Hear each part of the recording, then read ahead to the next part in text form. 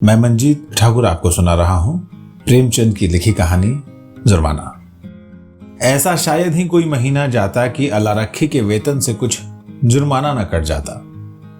कभी कभी तो उसे 6 रुपए के 5 ही मिलते, लेकिन सब कुछ सहकर भी सफाई के दरोगा मोहम्मद खैरात अली खां के चंगुल में कभी नहीं आते। खां साहब की मातहती में सैकड़ों मेहतरानियां थी, किसी की भी तलब न कटती, किसी पर जुर्माना ना होता, न डांट पड़ती। खां साहब नेकनाम थे, दयालु थे, मगर अलारखी उनके हाथों बराबर ताड़ना पाती रहती थी। वो कामचोर नहीं थी, बेअदब नहीं थी, फुहड़ नहीं थी, बदसूरत भी नहीं थी। पहर रात को इस ठंड के दिनों में वो झाड़ू लेकर निकल जाती और 9 बजे तक एक चित्त होकर सड़क पर झाड़ू लगाती रहती, फिर भी उस पर जुर्माना हो जाता। उसका पति हुसैनी भी अवसर पाकर उसका काम कर देता, लेकिन अलारखी की किस्मत में जुर्माना देना था। तलब का दिन औरों के लिए हंसने का दिन था, अलारखी के लिए रोने का। उस दिन उसका मन जैसे सूली पर टंगा रहता, न जाने कितने पैसे कट जाएंगे। वो परीक्षा वाले छात्रों की तरह बार बार जुर्माने की रकम का तखमीना करती। उस दिन वो थक कर जरा दम लेने के लिए बैठ गई थी। उसी वक्त दारोगा जी अपने इक्के पर आ रहे थे। वो कितना कहती रही, हुजूर अली मैं फिर काम करूंगी, लेकिन उन्होंने एक नहीं सुनी। अपनी किताब में उसका नाम नोट कर लिया था। उसके कई दिन बाद फिर ऐसा ही हुआ। वो हलवाई से 1 पैसे के सेवड़े लेकर खा रही थी। उसी वक्त दारोगा न जाने किधर से निकल पड़ा था और फिर उसका नाम लिख लिया गया था। न जाने कहां छिपा रहता है, जरा भी सुस्ताने लगे कि भूत की तरह आकर खड़ा हो जाता है। नाम तो उसने 2 ही दिन लिखा था, पर जुर्माना कितना करता है अल्लाह जाने। 8 आने से बढ़कर 1 रुपया न हो जाए। वो सिर झुकाए वेतन लेने जाती और तखमीने से कुछ ज्यादा ही कटा हुआ पाती। कांपते हुए हाथों से रुपए लेकर आंखों में आंसू भरे लौट आती। किससे फरियाद करे? दारोगा के सामने उसकी सुनेगा कौन? आज फिर वही तलब का दिन था। इस महीने में उसकी दूध पीती बच्ची को खांसी और ज्वर आने लगा था। ठंड भी खूब पड़ी थी, कुछ तो ठंड के मारे और कुछ लड़की के रोने चिल्लाने के कारण उसे रात रात भर जागना पड़ता था। कई दिन काम पर आने में देर हो गई।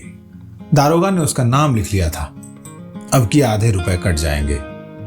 आधे भी मिल गए तो गनीमत है, कौन जाने कितना कटा है। उसने तड़के बच्ची को गोद में उठाया और झाड़ू लेकर सड़क पर जा पहुंची, मगर वो दुष्ट गोद से उतरती ही नहीं थी। उसने बार बार दारोगा के आने की धमकी दी, अभी आता होगा, मुझे भी मारेगा, तेरे भी नाक कान काट लेगा।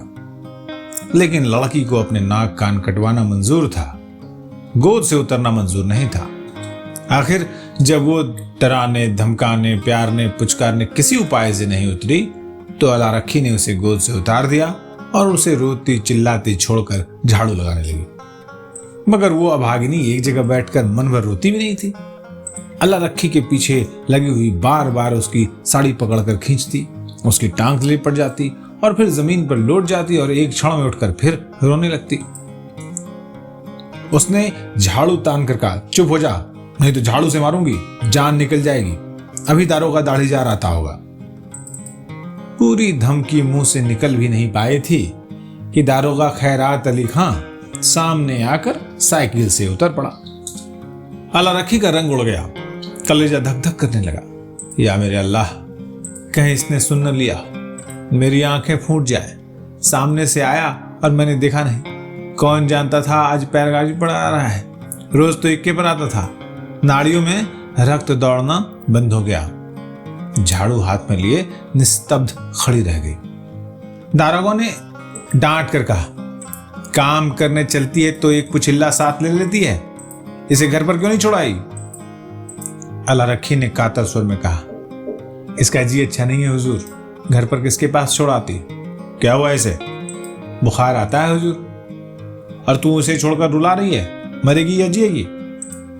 अलारखी ने कहा, गोद में लिए लिए काम कैसे करूं हुजूर? छुट्टी क्यों नहीं ले लेती? तलब कट जाती है हुजूर, गुजारा कैसे होगा? इसे उठा ले और घर जा। हुसैनी लौट कर आए तो इधर झाड़ू लगाने के लिए भेज देना। अला रखी ने लड़की को उठा लिया और चलने को हुई। तब दारोगा जी ने पूछा, मुझे गाली क्यों दे रही थी? अला रखी की रही सही जान भी निकल गई। काटो तो लहू ने। थर थर कांपती हुई बोली, नहीं हुजूर, मेरी आंखें फूट जाएं जो तुमको गाली दियो। और वो फूट फूट कर रोने लगी। संध्या समय हुसैनी और अला रखी दोनों तलब लेने चले। अला रखी बहुत उदास थी। हुसैनी ने सांत्वना दी, तू इतनी उदास क्यों है? तलब ही कटेगी ना, कटने दे। अब किसे तेरी जान की कसम खाता हूं, एक घूंट दारू या ताड़े नहीं पीऊंगा। मैं डरती हूं, बर्खास्त न कर दे, मेरी जीभ जल जाए। कहां से कहां बर्खास्त कर देगा? कर दे, उसका अल्लाह भला करे, कहां तक रोए? अला रखी ने कहा, तुम मुझे नाहक लिए चलते हो, सबके सब हंसेंगे। बर्खास्त करेगा तो पूछूंगा नहीं कि किस इल्जाम पर बर्खास्त करते हो। गाली देते किसने सुना था? कोई अंधेर है जिसे चाहे बर्खास्त कर दे? और कहीं सुनवाई नहीं हुई तो पंचों से फरियाद करूंगा, चौधरी के दरवाजे पर सर पटक दूंगा। अला रखी ने कहा, इतनी ही एकता होती तो दरोगा इतना जरिमाना करने पाता? हुसैन ने कहा, जितना बड़ा रोग होता है उतनी दवा होती है पगली। फिर भी अला रखी का मन शांत नहीं हुआ। मुख पर विषाद का धुआं सा छाया हुआ था। दारोगा क्यों गाली सुनकर भी बिगड़ा नहीं? उसी वक्त उसे क्यों नहीं बर्खास्त कर दिया? ये उसकी समझ में नहीं आता था। वो कुछ दयालु भी मालूम होता था। उसका रहस्य वो कहीं समझ नहीं पाती थी। और जो चीज हमारी समझ में नहीं आती उसी से हम डरते हैं। केवल जुर्माना करना होता तो उसने किताब पर उसका नाम लिखा होता। उसको निकाल बाहर करने का निश्चय कर चुका है, तभी दयालु हो गया था। उसने सुना था कि जिन्हें फांसी दी जाती है उन्हें अंत समय खूब पूरी मिठाई खिलाई जाती है। जिससे मिलना चाहे उसे मिलने दिया जाता है, निश्चय ही बर्खास्त करेगा। म्यूनिसिपैलिटी का दफ्तर आ गया। हजारों मेहतरानियां जमा थी, रंग बिरंग के कपड़े पहने, बनाव सिंगार किए। पान सिगरेट वाले भी आ गए थे, खोचे वाले भी। पठानों का एक दल भी अपने असामियों से रुपए वसूली करने आ पहुंचा था। ये दोनों भी जाकर खड़े हो गए। वेतन बंटने लगा। पहले मेहतरानियों का नंबर था। जिसका नाम पुकारा जाता वो लपक कर जाती और अपने रुपए लेकर दरोगा जी को मुफ्त की दुआएं देते हुए चली जाती। चंपा के बाद अला रखी का नाम बराबर पुकारा जाता था। आज अला रखी का नाम उड़ गया था। चंपा के बाद जहूरन का नाम पुकारा गया, जो अला रखी के नीचे था। अला रखी ने हताश आंखों से हुसैनी को देखा। मेहतरानियां उसे देख देख कर कानाफूसी करने लगी। उसके जी में आया घर चली जाए, ये उपहास नहीं सहा जाता। जमीन फट जाती कि उसमें समा जाती। एक के बाद दूसरा नाम आता गया और अला रखी सामने के वृक्षों को देखती रही। उसे अब इसकी परवाह नहीं थी कि किसका नाम आता है, कौन जाता है, कौन उसकी ओर ताकता है, कौन उस पर हंसता है। सहसा अपना नाम सुनकर वो चौंक पड़े। धीरे से उठी और नवेली बहू की भांति पग उठाती हुई चली। खजांची ने पूरे 6 रुपए उसके हाथ पर रख दिए।